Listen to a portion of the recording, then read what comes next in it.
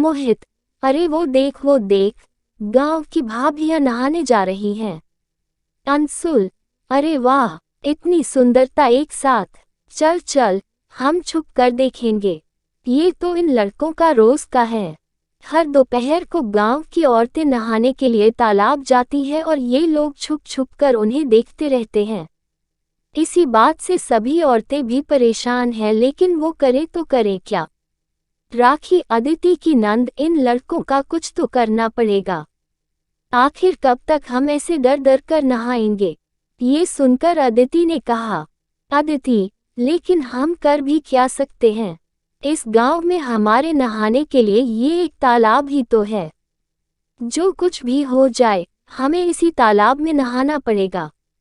अदिति इस गांव में नई है। 2 महीने पहले इस गांव में उसकी शादी हुई थी। उसके पति का नाम अविनाश है। अदिति और अविनाश एक ही कॉलेज में पढ़ते थे। अदिति शहर की लड़की है। शादी से पहले एक दिन अविनाश ने अदिति से कहा, अविनाश, अदिति, मेरा घर गांव में है, तुम वहां जाके रह पाओगी ना। अदिति, मुझे बस तुम्हारा साथ चाहिए, मैं रह लूंगी। लेकिन अदिति को कहाँ पता था कि गांव में क्या क्या झेलना पड़ेगा। अदिति की शादी हो गई। अगले ही दिन दोपहर को उसकी सास बिमला ने उससे कहा, बिमला, अदिति, तुम राखी के साथ तालाब में जाओ और नहाकर आओ। राखी अदिति की नंद है। राखी, हाँ भाभी, चलिए दोनों नहा कर आते हैं। अदिति, लेकिन तालाब में सबके सामने क्यों? घर में बाथरूम तो है ना। बिमला, बाथरूम तो सिर्फ शौच करने के लिए है। नहाने के लिए गांव में बाथरूम थोड़े ही होते हैं। गांव में सभी तालाबों में हाथ पैर फैलाकर नहाते हैं। अदिति, लेकिन ऐसे सबके सामने नहाने की मेरी आदत नहीं है, माँ जी। राखी, भाभी, अब गांव में शादी की है तो आदत तो डालनी पड़ेगी। अदिति ने और कुछ नहीं कहा। वो चुपचाप राखी के साथ तालाब में चली गई। अदिति बचपन से बाथरूम में नहाती आई है, इसीलिए आज उसे बहुत शर्म आ रही है। वो सुंदर है, इसीलिए आसपास के छोकरे लोग उसे छेड़ने लगते हैं।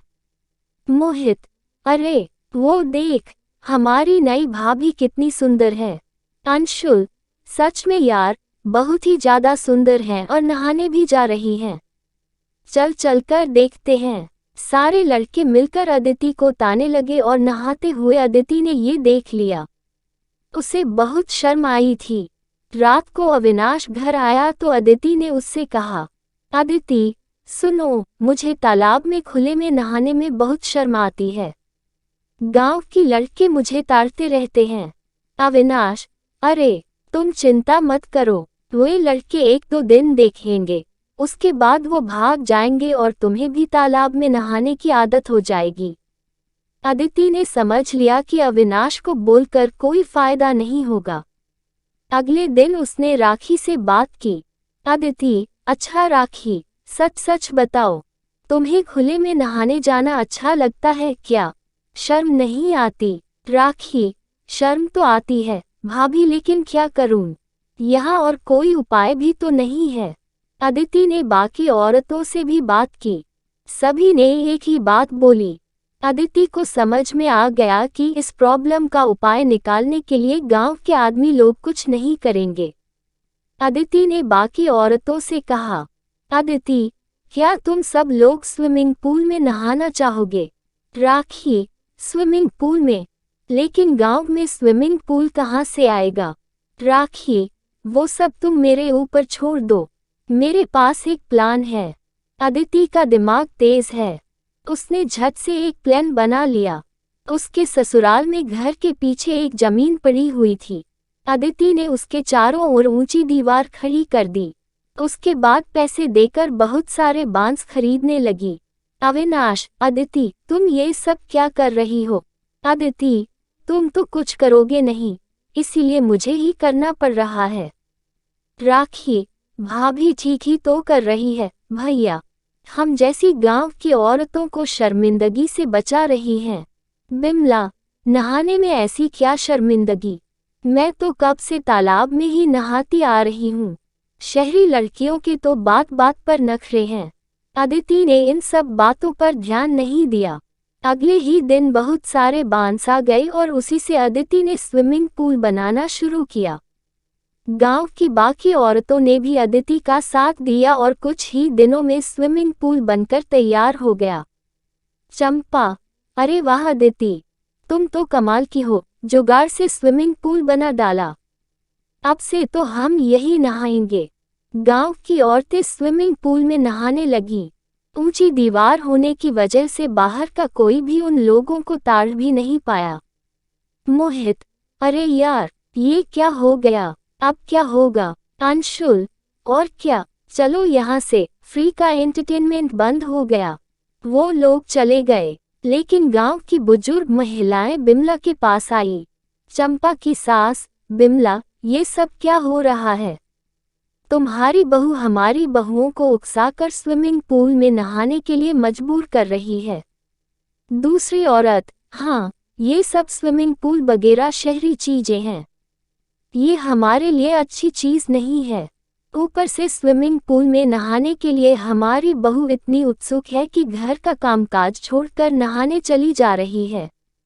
चंपा की सास, कुछ तो करना पड़ेगा बिमला, अपनी बहू को समझाओ। हाँ बिमला, मुझे पता है, मैं आज ही बहू से बात करती हूँ। रात को खाते वक्त बिमला ने अदिति से कहा। बिमला, सुनो बहू, ये सब स्विमिंग पूल यहाँ नहीं चलेगी। तुम्हें ये सब बंद करना होगा। अदिति, क्यों माँ जी? बिमला, तुम्हारी वजह से घर की औरतें कामकाज छोड़कर स्विमिंग पूल में नहाने आ रही है। तालाब होता है तो वो शर्म के मारे जल्दी नहाकर घर चली जाती है और घर का काम करती। अदिति, लेकिन माँ जी, घर का काम बहू के सम्मान से ज्यादा जरूरी है क्या?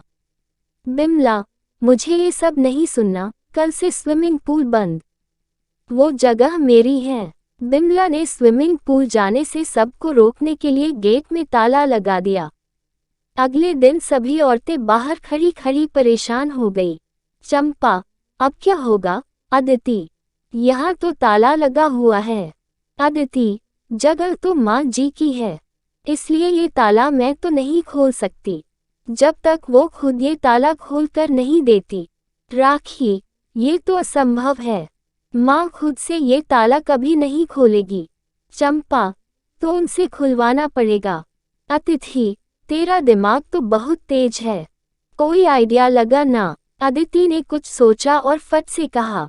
अदिति, हाँ, मेरे पास एक आइडिया है, सुनो सब लोग। अदिति ने सबको उसका आइडिया बताया। चंपा, वाह, क्या आइडिया है, चलो सब लोग प्लान के हिसाब से काम पर लगते हैं। सब लोग जाकर तालाब के पास वाली झाड़ियों में छुपकर बैठ गईं। कुछ देर बाद बिमला और बाकी बुजुर्ग महिलाएं नहाने के लिए आई। वो सब अपने कपड़े खोलकर तालाब में उतर गईं और कपड़ों को ऊपर रख दिया। वो लोग नहाने लगी और मौके का फायदा उठाकर अदिति, राखी और बाकी औरतें चुपके से उनके कपड़े लेकर चली गईं। नहाने के बाद उन लोगों को कपड़ा नहीं मिला तो वो परेशान हो गए। बिमला, अरे, मेरा कपड़ा कहाँ है? चंपा की सास, मेरा भी तो कपड़ा नहीं है। हे भगवान, अब क्या होगा? बिमला, मुझे लगता है किसी ने हमारे कपड़े चुरा लिए, अब घर कैसे जाएंगे? वो लोग वहीं पर रोने लग गए। तभी तालाब के पास झाड़ियों से एक मगरमच्छ की तरह दिखने वाला खूंखार जानवर तालाब में उतर आएगा और उन लोगों की ओर बढ़ने लगा। वो लोग डर गए। चंपा की सास, वो क्या है? भागो, भागो! सब कम कपड़ों में ही तालाब से निकलकर भागने लगे। गांव के सब लोग ये देखने लगे। सब लोग दौड़ते हुए स्विमिंग पूल के पास पहुंच गए। बिमला रोते हुए, लगता है बहू ही सही थी, यहाँ कोई भी हमारे सम्मान के साथ खेल सकता है और ऐसे खूंखार जानवर भी हमला कर सकते हैं, लेकिन चारदीवारी के अंदर स्विमिंग पूल में कोई खतरा नहीं होगा। तभी वहां अदिति और बाकी औरतें चली आई। अदिति, मैं तो यही समझाना चाहती थी, अच्छी बात है कि आप लोग ये समझ गए। बिमला ने अब स्विमिंग पूल का ताला खोल दिया। उसके बाद से सभी औरतें स्विमिंग पूल में ही नहाने लगीं। आज की ये खास और मज़ेदार कहानी आपको कैसी लगी? नीचे कमेंट में ज़रूर बताएं।